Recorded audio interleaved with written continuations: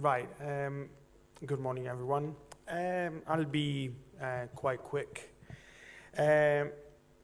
What I would like to talk about is what we mentioned before during the discussion is the experience that the students had during the workshop in Newcastle and the follow-up, the student course in Valencia, which unfortunately I couldn't attend because of, COVID.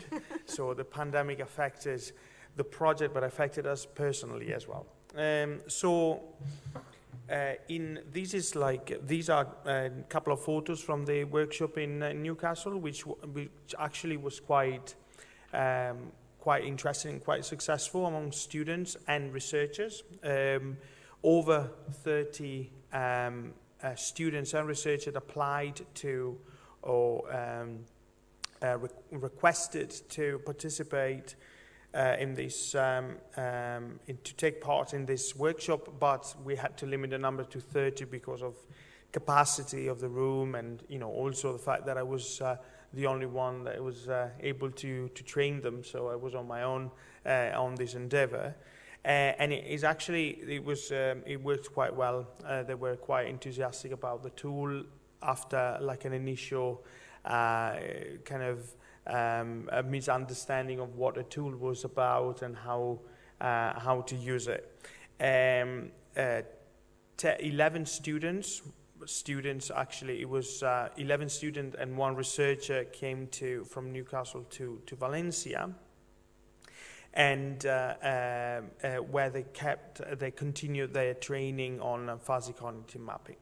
So as far as the use of fuzzy cognitive mapping in our university is concerned, and among this group of students is concerned, what we tried to do is to extend as much as possible the audience, and diversify as much as possible this audience. So I'm an archaeologist, but the students that attended the course came from architecture, biology, economics, urban planning, and so on and so forth, from the whole faculty, and actually even from the Faculty of Science, and also mathematics, for example, and art, as I will mention later on.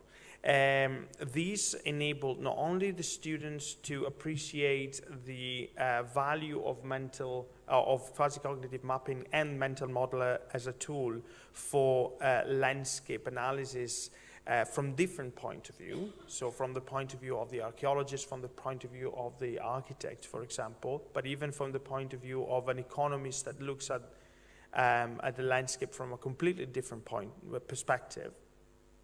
But also, this enabled a group of students to be quite diverse.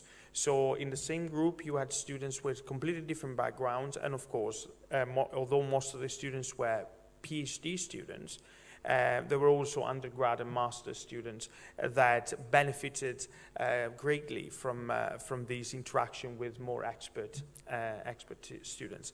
I don't know, I just assume that a thing like that happened in Valencia. This is what I've heard, but unfortunately I couldn't witness it myself. What I would like to talk about these are some of the images of what the students did. Yeah, that's another thing. We worked a lot on the development of a fuzzy cognitive map, specifically focused on transhuman landscapes and the protection of transhuman landscapes, which was quite challenging, not only because all the students were unfamiliar with the fuzzy cognitive mapping, but because most of the students were unfamiliar with transhumance. And some were unfamiliar with the term itself, coming from biology or economics. So that was quite interesting as well. And they all produced quite different but quite thought-provoking maps. As Flavio mentioned before, one of the main outcomes of this course for the students, and especially the course that was organized in Valencia, which enabled the student to interact with other students, not only from other backgrounds, but also from other countries, was one of the main, from my point of view, one of the main successes or success stories of the project in Newcastle, at least, is that 4 people that attended the workshops ended up including fuzzy cognitive mapping on their methodology of their research, which is specifically focused in one way or another on landscape. The first example mentioned by Flavio earlier on is this Anna Tong. She is between Newcastle and Sweden, and one of her case studies is in Sweden, and she is using fuzzy cognitive mapping to identify drivers of landscape perception, or ideas and concepts related to landscape perception in the urban landscape of this area of Sweden. Interestingly enough, these and the other projects are pretty much the same. This shows that the usefulness of fuzzy cognitive mapping for interaction with stakeholders or for group work and participatory work was immediately understood by the students. And these 4 projects use fuzzy cognitive mapping specifically in a participatory way, to work with people and bring people together, people with different backgrounds, knowledge and understandings, in order to produce a unified or a series of unified scenarios. And that's the first example. The second example is this sonification project, more related to art and music, but always in relation to landscape, because it's like the space and landscape and sound. And this, again, the use of fuzzy cognitive mapping in this case is specifically aimed at stimulating dialogue and debate among a group of people with different stakes or with different interests and different backgrounds. And the third one, sorry, if it's self-reflective, it's my success story, because I'm going to use with my PhD student, who is a student who attended the course in Valencia as well.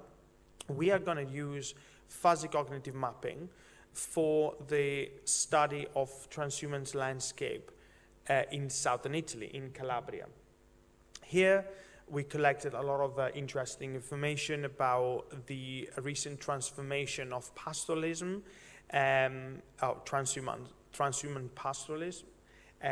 We identified routes, we identified land management strategies, and so on and so forth. And the next step is to see what people think about the value of traditional pastoralism for landscape protection and